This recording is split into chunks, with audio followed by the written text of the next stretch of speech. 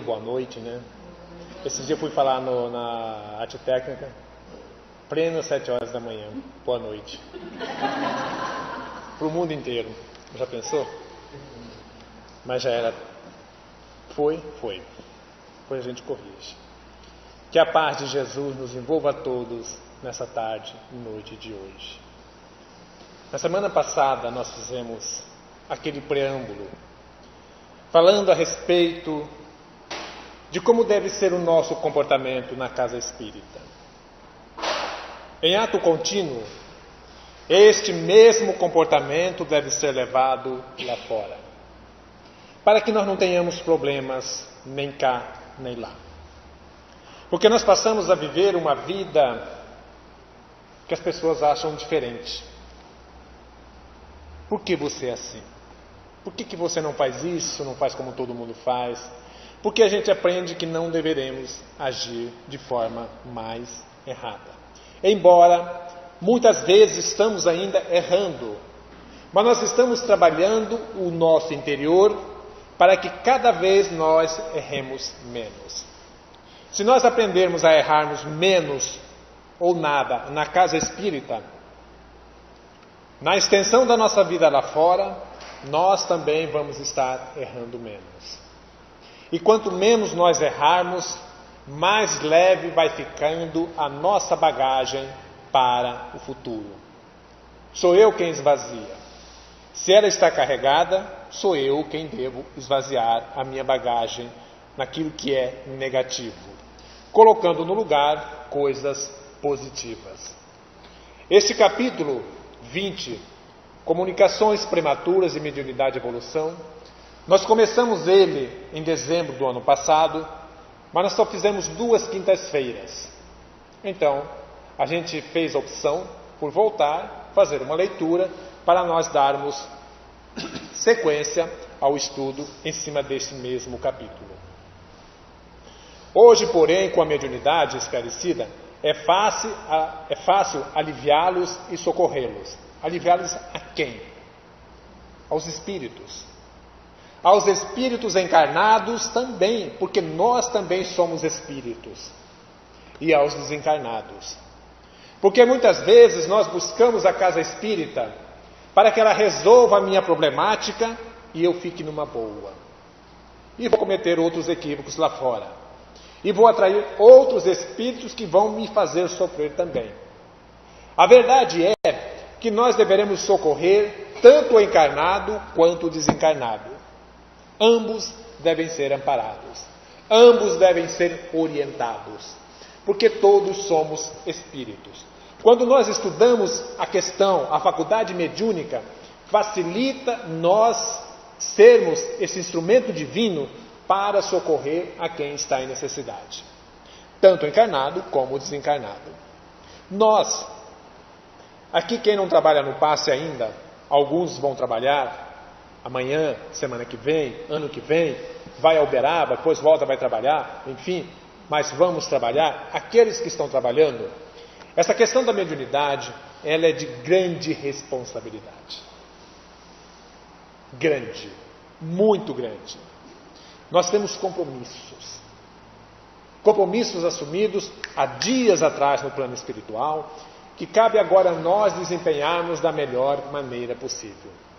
Quando vocês forem trabalhar, por exemplo, no passe, a gente tem orientado que não se deve tocar no paciente. E não se deve tocar no paciente. Dias atrás, saiu uma pessoa daqui e veio me reclamar. Porque o médium que foi dar o passe nessa pessoa, que apertava ela de tudo que era jeito, ela estava com uma verruga inflamada nas costas. E apertava em cima dessa verruga inflamada. Ela não sabia se gritava, se orava, se pedia, pelo amor de Deus, pare. Quase que a verruga sai correndo também. Porque o aperto foi grande. Então não há esta necessidade de nós cutucarmos as pessoas. Quem já está, fica mais difícil. Agora nós que estamos começando, fica mais fácil nós entendermos isso. A necessidade que há ou não de nós ficarmos apertando as pessoas. Então nós vamos tendo essas elucidações para que nós trabalhemos cada vez menos, e vamos falar mais sobre isso, trabalhemos cada vez mais ligados à responsabilidade real da nossa função ali na Câmara de Paz. Então, quando a gente estuda, há essa facilidade de nós compreendermos melhor como é que nós vamos agir, como que nós vamos trabalhar. E só se faz isso com orientações. Quando a gente não tem orientação, a gente vai fazer de qualquer jeito, do jeito que a gente acha que está certo. Mas o correto é, quando tem as orientações, agirmos de acordo com essas orientações. Lá dentro da Câmara, nós temos o Gervásio que coordena o passe. Aquilo que ele disser é o que é para ser feito. Ele tem uma visão geral de tudo o que está acontecendo. Então, ele está coordenando, ou quem estiver coordenando, mas no caso é ele quem coordena. Então, aquilo que ele pedir para nós deverá ser feito sem alguém jamais reclamar. Nós estamos ali para trabalhar, não para reclamar. Eu penso o seguinte: eu trabalho na casa. Se precisar lavar o chão aqui, eu vou lavar. Se precisar carpir ali, eu vou carpir. E não vou reclamar. Se precisar cortar o toco lá que está atrapalhando os carros, eu vou lá cortar. Não tem problema nenhum. Eu sou um trabalhador. Todos nós devemos ser trabalhadores em todas as áreas que nós formos chamados, formos convocados. Oi. Tirando esse caso da mulher que estava nessa tem algum problema? Tocar nas pessoas? Tem. Mas assim, eu digo, na questão de mediunicamente, se vai... Nós temos que ter o maior cuidado com isso. Eu já falei aqui uma vez, lá no Missionários da Luz, quando eu trabalhava lá, que eu fiquei lá há 23 anos, nós quase fomos processados por um casal, por um jovem, que foi pela primeira vez na casa, e é um casal muito bonito, a mulher muito bonita. E um médium lá, não sei a situação dele, a condição dele, o espertinho, for tomar passe, ele começou a palpar a mulher em tudo que é lugar. E isso deu um problema que vocês não fazem ideia. Nós quase fomos responder o processo. E isso já aconteceu em outras casas. Ocorre também que, na casa Jesus de Nazaré, como em outras, tem gente que está vindo pela primeira vez. Tem gente que vem de uma outra religião, seja ela qual for. Chega aqui, entra junto para tomar o passe e vai ver tudo isso, vai falar: mas o que é isso aqui? Que bagunça, apalpando meu marido, minha mulher, sei lá quem, minha filha. Que negócio é esse? Então nós temos que ter o máximo de reserva, cuidado possível, porque nós não sabemos quem está ali. Entre aspas, jamais que aproveita a situação. Tem. Que médium é gente, gente.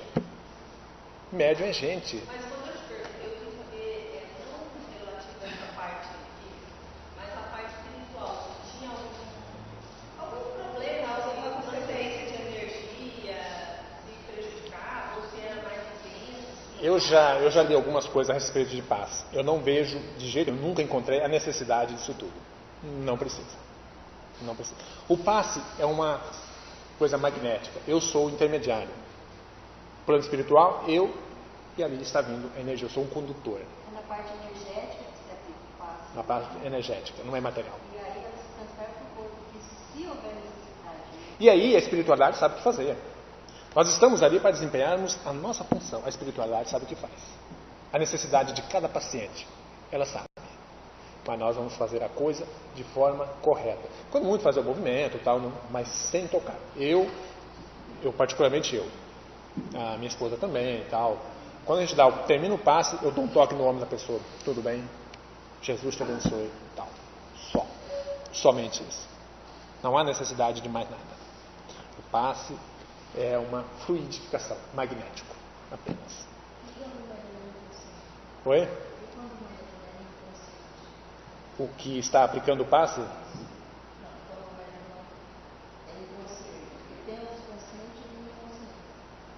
É questão de, por exemplo, isso aí vai um pouco mais profundo. Ele é inconsciente, supostamente o mentor dele está trabalhando, né? O mentor também tem que ter essa orientação. Se ele é o mentor realmente, ele sabe. Agora, se ele não é o mentor, aí já fica mais difícil. Porque até o Lobo fala uma coisa que eu acho muito interessante. Tem muito mentor desmentorado. Ele fala sempre isso. E tem mesmo. Tem muito mentor desmentorado. Então, quando nós estamos agindo com pessoas, nós temos de ter o máximo de cuidado para fazer a nossa função. O que é? Elevemos nosso pensamento. Vamos nos ligar com o plano maior e aplicarmos o passe à pessoa. Esse dia um amigo meu estava nos Estados Unidos e ele falou: Mário, lá a gente não pode nem olhar para uma criança, que já é assédio. Se olhou de qualquer jeito, já estão te... Imagina. Aí vem uma pessoa de lá que toma um passe, o que vira? Então nós temos que o quê? Doutrinando isso em nós. Trabalhando isso em nós, que estamos começando agora, boa parte de vocês, para que a gente, quando estivermos na câmara de passe, a gente sabe o que fazer. Que não é necessário tudo isso. Não é necessário. Isso dá problema. Isso eu já vi, um dia eu estava num encontro da FEB aqui em Campo Grande, da Federação Espírita Brasileira, e o pessoal narrando problemas que, no Brasil afora, que já teve, às vezes, de processo, que teve que fechar a casa para pagar processo. De várias formas. Então a gente tem que ter muito cuidado. Muito cuidado. Porque a gente não sabe o que a outra pessoa vai dizer, está pensando. Oi. Bom, vamos lá, gente. Isso a gente tem discussão para muitos dias. O primeiro desejo de quem perde, no plano material, um ente querido, é naturalmente no sentido de ouvir-lhe a palavra amiga pela via mediúnica, na casa espírita. Muita gente vem à casa espírita pela primeira vez, segunda vez, esperando porque o avô, a avó, a mãe, o pai desencarnaram para receber uma mensagem. Muita gente vem. Dizem que lá a pessoa tem uma outra religião, mas vem aqui com esse propósito de receber uma mensagem, pensando que é só o médium sentar aqui, pôr a mão aqui e escrever. Não é. Não é. Existe uma série de fatores que façam com que essa mensagem venha ou não venha. Não é porque eu tenho um grande desejo de receber uma mensagem da minha mãe que eu vou receber. Tem que ver o meu merecimento, o merecimento dela, do espírito, foi minha mãe. Né? A necessidade disso tudo, prioridades. Como o Gervásio falou agora há pouco, no dia 6 de fevereiro, que ele vai estar aqui psicografando, ele não vai poder psicografar a mensagem de 100 pessoas que estiverem aqui. Vão ter prioridades e merecimento. 5, 6, no máximo 10, quem sabe, são as pessoas que vão receber mensagens. Quantas vezes nós já vimos, em Uberaba, quando o Chico estava trabalhando, pessoas que ficaram anos numa fila, esperando receber uma mensagem de um ente querido. E quando menos esperava, chega. E quem foi pela primeira vez recebeu. Quem foi pela segunda ou 10ª vez também recebeu a mensagem. Então, neste quesito, tem disciplina. O mundo espiritual que organiza tudo aquilo que vai ser feito. Quem vai, quem não vai receber esta mensagem. Então, não adianta eu vir aqui desesperadamente, esperando que pela via mediúnica eu possa receber uma mensagem de minha mãe, de meu pai, seja de quem for. Se eu tiver merecimento, eles também, tal, pode até ser. Mas tem muita coisa antes disso para que eu receba essa mensagem. A minha vida, como é a minha vida aí fora? Será que eu mereço? Será que eu tenho uma vida razoável para ter o merecimento de receber uma mensagem da minha mãe? Como eu fui para minha mãe, agora eu estou com peso na consciência e quero receber uma mensagem para ver se ela me perdoa, se ela fala alguma coisa. Como foi minha vida? O meu relacionamento? Porque se tem uma coisa que judia da gente é a consciência de culpa. Como judia. E a gente quer resolver a problemática de qualquer jeito. Então, ver essa possibilidade através da mediunidade, e nem sempre é como nós queremos, porque tem regras, tem disciplina. Como o Emmanuel falou para Chico, para trabalhar com ele, precisava de 3 coisas. Quais eram? Disciplina, gente. E nós aqui também temos de ter disciplina. Aqui e lá fora. É difícil? Muito. Muito difícil. Mas nós temos que trabalhar em nós ferramentas, mecanismos, enfrentar as provas luminosas que vêm para cada um de nós, que vem cada prova que é uma maravilha. Enfrentá-las de cabeça erguida e tentar superar todas elas. Trabalhar para isso.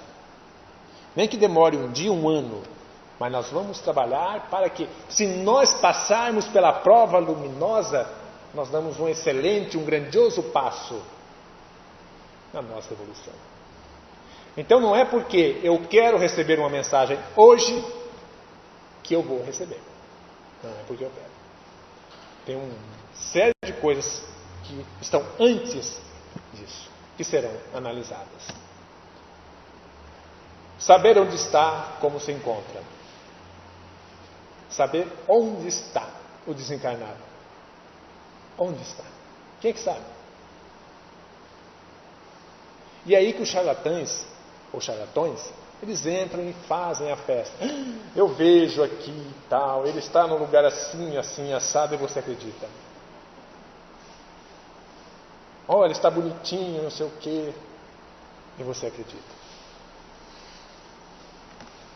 O lugar para nós recebermos mensagem é aqui, na casa espírita. Porque tem muita gente, sempre teve, tem e terá, brincando com a mediunidade.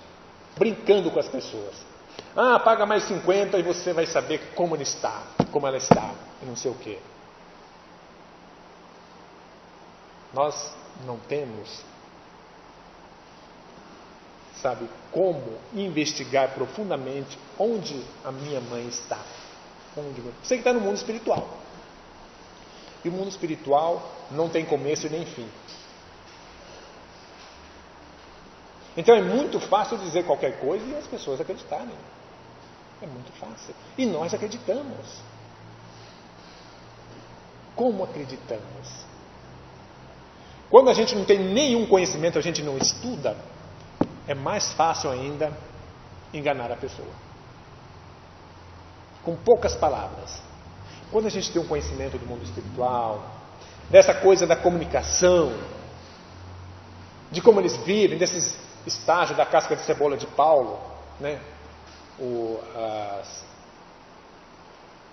As dimensões, nós vamos ter uma visão diferente. Então não será qualquer um que vai dizer um monte de coisa eu vou acreditar, porque eu sei que não é verdade.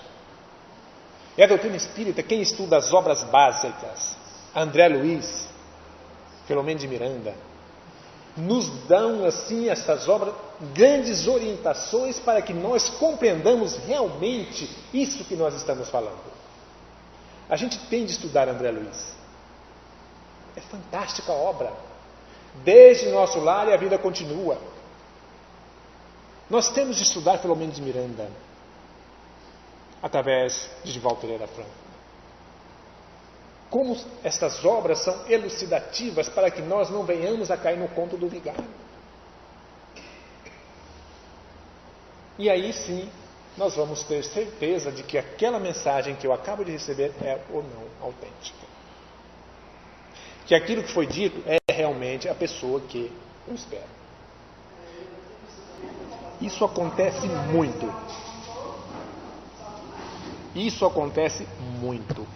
Porque a grande maioria de nós, quando desencarna, não tem condições psicológicas para vir e passar uma mensagem.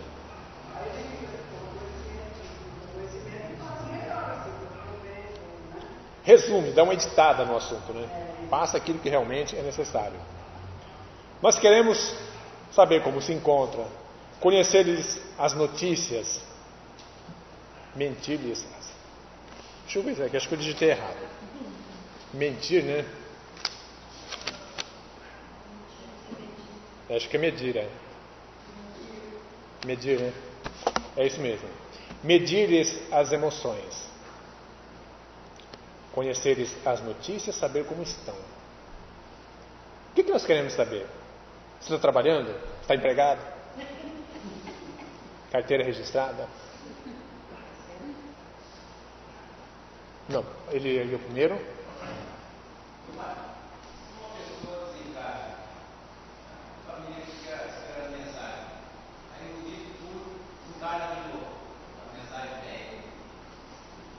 Se ele está reencarnado, não, tem como mandar mensagem. Tem como um reencarnado, você vê através de um médium, isso é um preparo que o plano espiritual faz, e eu recebo uma mensagem de um encarnado. Isso não acontece com frequência, mas é possível. Para o plano espiritual não tem Nada que não possa ser feito. A pessoa, por exemplo, à noite, essa pessoa, se ela dorme, a espiritualidade pode trazer esse espírito em desdobramento e ele psicografar. Isso é possível. E ele traz uma mensagem. Mas aí, se vai saber se está reencarnado ou se está desencarnado, eu não sei. Chico Xavier, por exemplo, que é também, não é a mesma coisa, mas é muito similar, muitas vezes Emmanuel estava escrevendo através do médium Chico, e Chico Xavier no plano espiritual também, o espírito Chico psicografando também, escrevendo. Então, para o plano espiritual é muito mais amplo do que a nossa visão ainda limitada para compreender isso. Isso que você me perguntou é possível. Eu já vi, matérias sobre isso, de pessoa que está encarnada, que precisavam saber a origem dessa pessoa, quem é essa pessoa, no centro, altas horas da noite. Aqui acaba cedo, gente. Aqui acaba muito cedo. Por aí, em Minas Gerais, Goiás, São Paulo, a coisa vai até 3, 4 horas da manhã. Hã?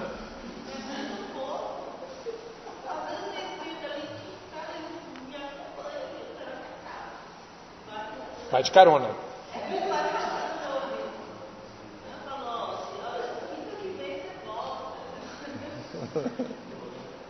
Pois é. Então, nessas altas horas da noite, muita gente está em repouso do corpo e é fácil para a espiritualidade conduzir esse reencarnado ao centro e ele dar uma mensagem. Mas isso não acontece com qualquer coisa não. Pois não, Davi?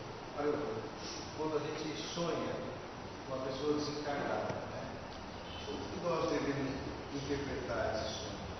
É uma coisa muito difícil de te responder. Porque é algo que escapa ao nosso entendimento. Possivelmente nós estamos tendo um encontro com essa pessoa. Possivelmente. É uma probabilidade muito grande. Mas pode ser que não seja um encontro com essa pessoa. Pode ser arquivo que você tem do seu subconsciente, que isso tem, isso existe.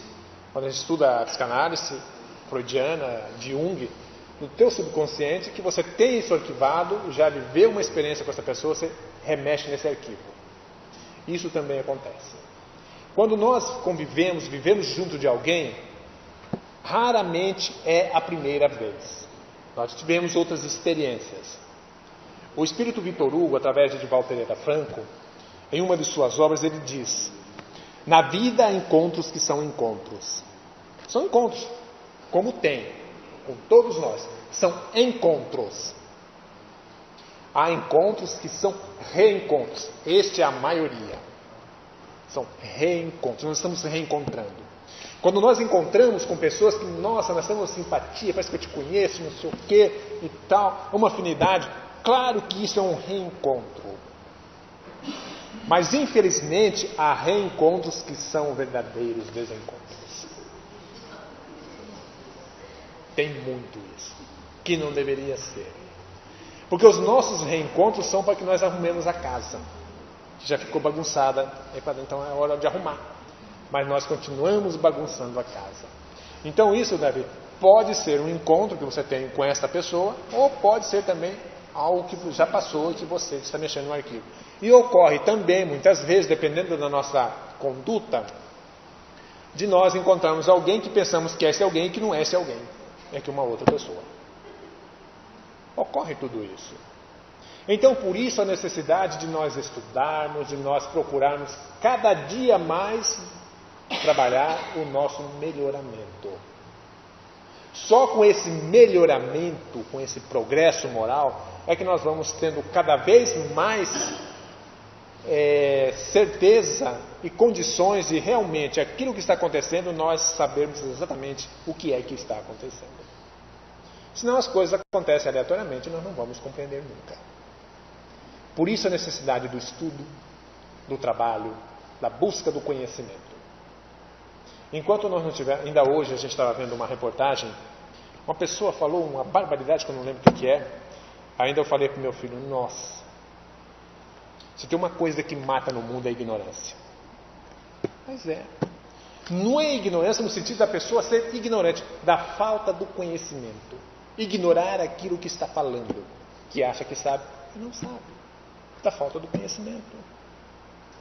Então nós temos de buscar esse conhecimento na vida para que nós nos libertemos exatamente desta problemática chamada ignorância. Colocar no lugar dela o conhecimento. E aí a gente ganha o mundo, a gente ganha a luz. Mas a grande maioria de nós, eu fico triste quando eu chego aqui no centro, o Gervásio também fica, porque eu vejo na cara dele. Tem uma palestra aqui, as pessoas estão lá fora conversando e tal, e rindo, e batendo palma. Gente, vamos assistir a palestra porque faz bem para nós. Somos nós que estamos aprendendo. A pessoa preparou, veio aqui, preparou tudo isso para falar para nós. E nós ficamos lá fora fazendo o quê? Vendo as mesmas caras. Tem pessoas que ficam trabalhando ali na entrevista e tal. Isso tudo bem. Mas eu sempre, quando eu termino a entrevista, eu fico sentadinho aqui já para assistir pelo menos o restante. Mas o que adianta? Na casa espírita, a grande maioria ainda entende de forma equivocada. O principal para nós é a palestra. Não é nem o passe, é a palestra. Aí quando termina a palestra, todo mundo entra para tomar passe. Mas perdeu o principal. Então cheguemos ao centro, vamos assistir a palestra. Que o palestrante, coitadinho, trabalhou, lutou e tal, e leu e releu o que ele ia falar. Ficou horas. Pois é. E aí vem aqui, o pessoal fica lá fora. Eu já vi o Gervásio reclamando, até chamando a atenção das pessoas, e eu concordo com ele. Vamos assistir a palestra. É bom. É ótimo. Vai me ajudar. Isso vai me tirar um pouquinho mais da falta de conhecimento na qual eu me encontro. Eu vou aprender alguma coisa. Porque quem vem falar aqui sempre prepara algo para nós. E algo bom. Que nós precisamos saber. Ah, mas eu já ouvi isso. É o fulano, nossa, eu já ouvi, vai falar a mesma coisa. Não, ele não vai falar a mesma coisa. Se a gente preparar uma palestra, hoje eu faço aqui, amanhã eu faço lá no Jesus no Lar, depois vou fazer lá no André Luiz, a mesma palestra, sempre vai sair diferente. Sempre vai ter uma coisinha a mais. E às vezes é naquela coisinha a mais que você pega algo importante.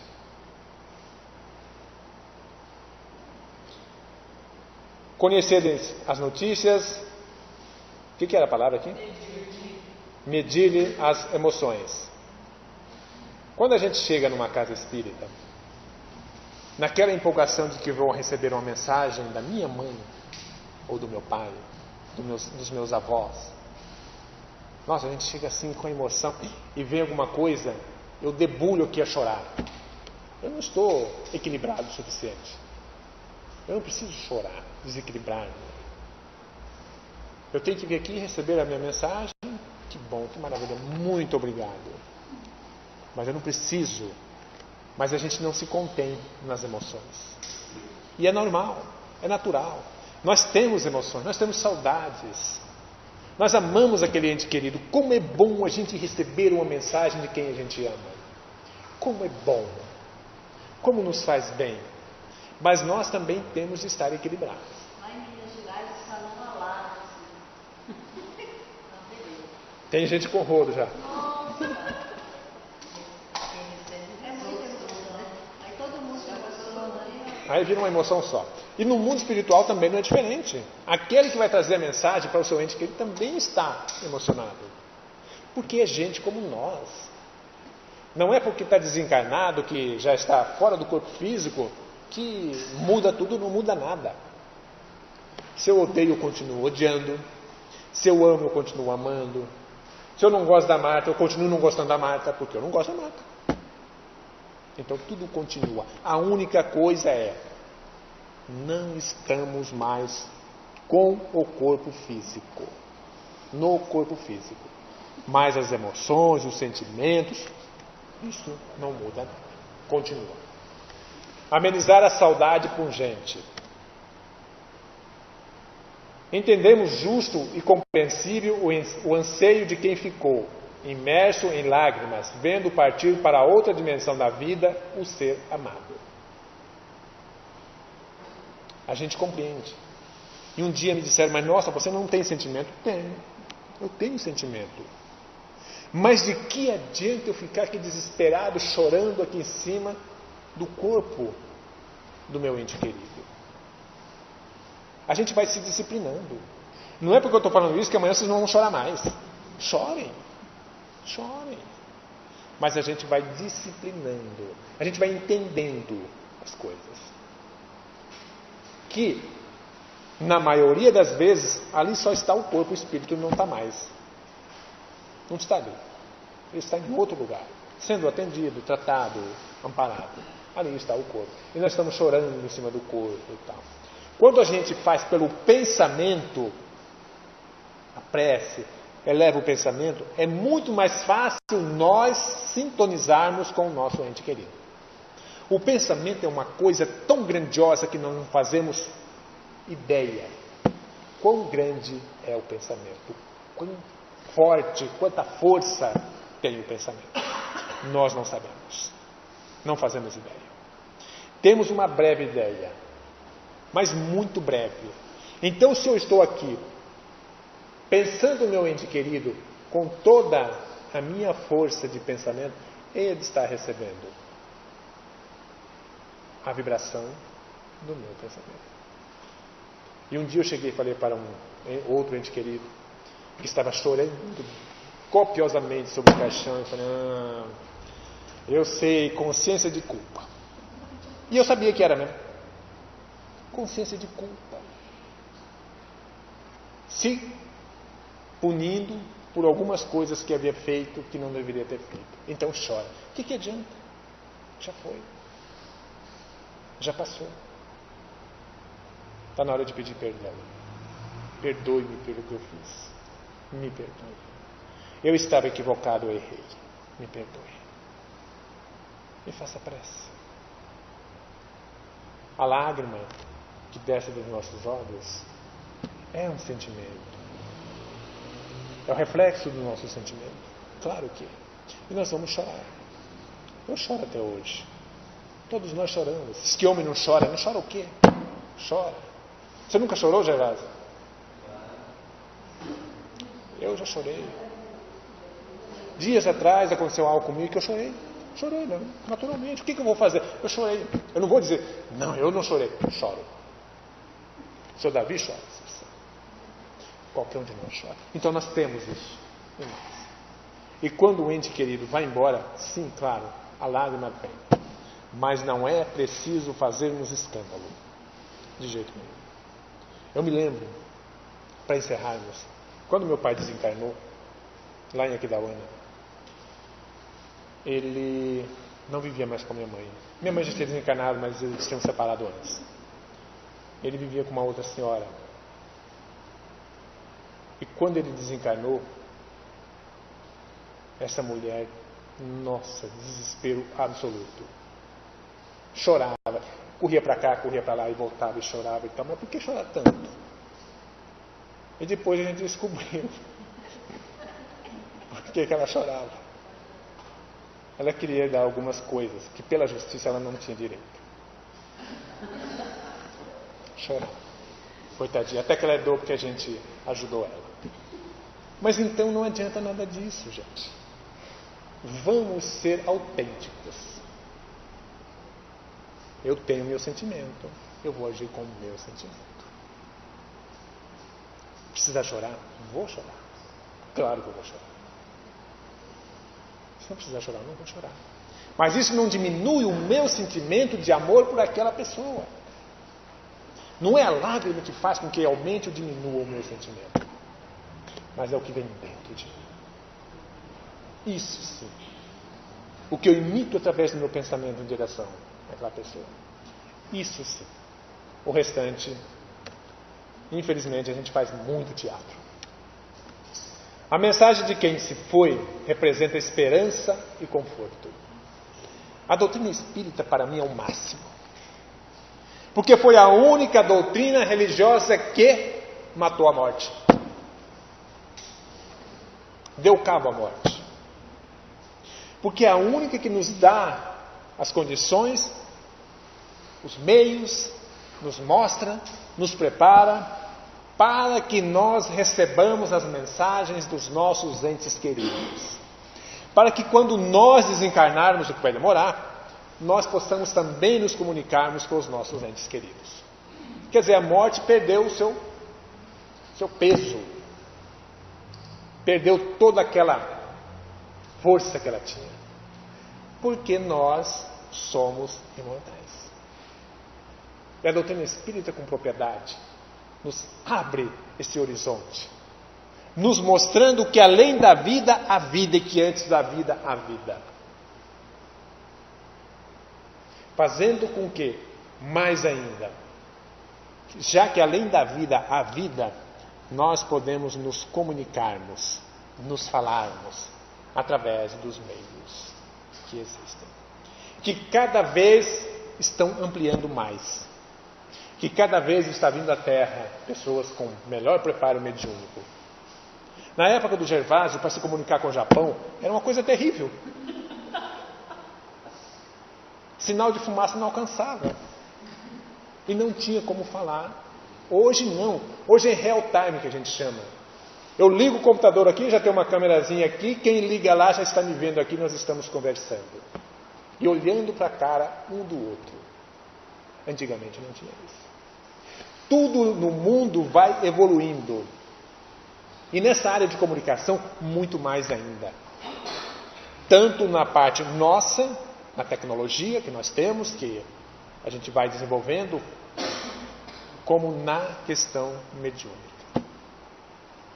Quantos hoje, já existia isso, mas hoje ainda mais, conversam com os espíritos naturalmente, como nós estamos conversando aqui. Naturalmente. Mediunidade. Que faculdade fantástica. Tem uma amiga que não tinha 6 anos, ela não podia levar ele no velório. Ele daqui a pouco estava do lado do caixão, mó papo, de casa. Ele estava um dia conversando, ele falou, de que ele morreu? Não, ele está aqui me dizendo que não foi disso que ele morreu, não. Ele não podia levá-lo no velório. E hoje nós estamos recebendo na Terra as crianças índigo, as crianças cristal, que são portadoras de uma faculdade mediúnica, ainda longe do nosso entendimento, mas que estão já na Terra. Estão chegando, alguns, outros já estão. Que abre ainda mais esta porta para o intercâmbio com o mundo espiritual, facilitando ainda mais o nosso entendimento. Se nós prestarmos atenção, as doutrinas mais ortodoxas, evangélico, católico, hoje eles já estão vendo isso aos poucos de uma forma diferente. Ontem nós tínhamos aqui evangélicos, católicos e uma freira falando. Eu achei muito interessante quando ela disse, imagina tempo atrás, uma freira falar em centro espírita. Que absurdo isso. É inconcebível. Então eles estão vindo também até nós. Isso é muito bom.